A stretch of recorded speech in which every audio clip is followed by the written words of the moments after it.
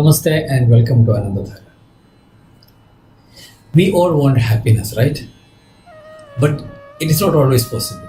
We get happiness from here and there, sometimes from a relationship, sometimes from the material possessions. But that won't last long. It's just fleeting.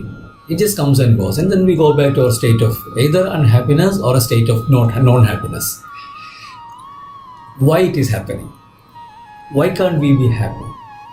I feel that the human nature, the basic human nature, can be transformed into a happy state without much effort. Let's come into that. The reason why we are not happy, let us go back to our childhood. Let us go back to the time we are born.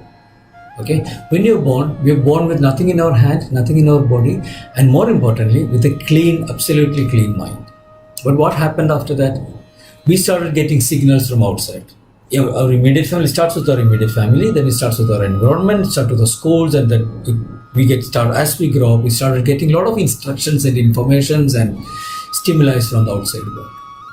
And that dictates your personality. And that tells you who you are. So is that your true self?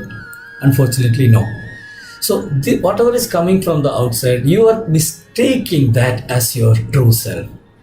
Then what happens is, your true self is getting pushed back. The self, or I would prefer to call it the spiritual self. Your spiritual self is being imprisoned. As you grow up, your spiritual self is being imprisoned. So once the spiritual self, it is like a magic rock which is the spiritual self is holding, the magic rock of happiness. And it is going back with the spiritual rock, the magic rock, going back to the imprisonment, the prison. So you don't have that. You're looking for that magic rock everywhere, the magic rock of happiness everywhere. You're looking it outside, you're looking into a relationship, you're looking into family, everywhere. But you can't find it. Why? The reason is when it is being hidden, it is being imprisoned in your own mind by your spiritual self. So how to get it back? That is the question. The only way to get it back is to get out of all your attachments. So how you are attached to many things. Since the day you're born, you've been attached not only to the material things, not only to the people around you, but also to the information that you're receiving. The rights and wrongs, all these things you're attached. So this attachments makes you, that is the base of all your problems. Attachment tells you, you need to be good, you need to possess material things, you need to possess even other human beings, and everything, all these problems lies because of your attachment. And we all know that it is not easy to get out of the attachment. Of course, it is not easy to get out of your attachments. But the only way to get out of your attachment is to expand your spiritual self.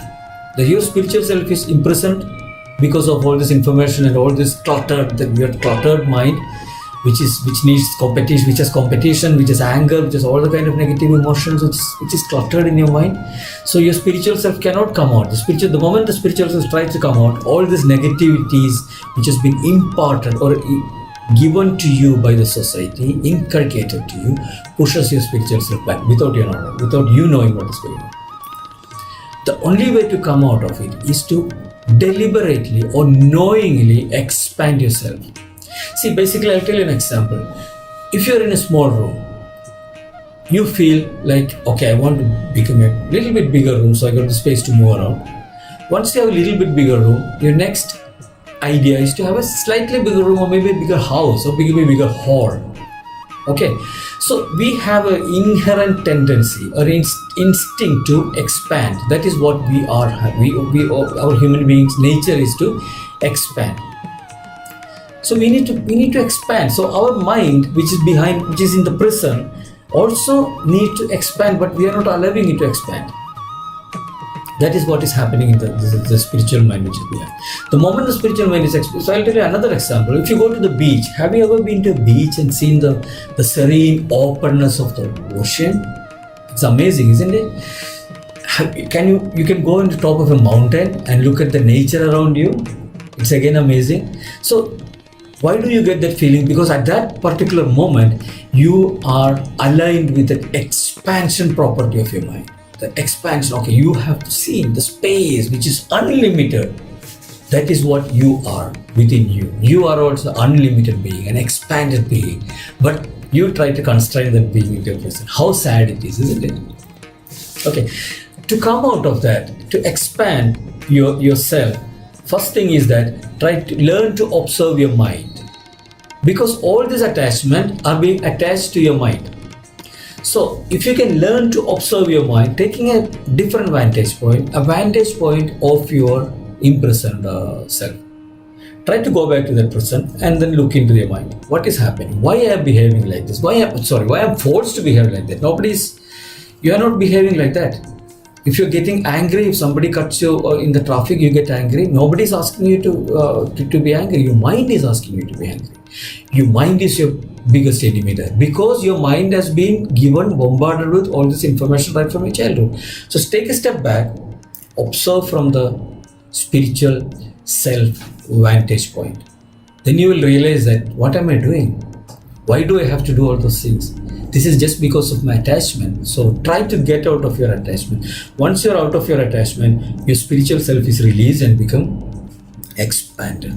Once the spiritual self is expanded, you will not have any kind of small problems, or you can come out of all kinds of small problems, all kinds of the problems which your mind creates, jealousy, anger, all negativities you can easily come out of it once you shift your vantage point from your mind to the spiritual self.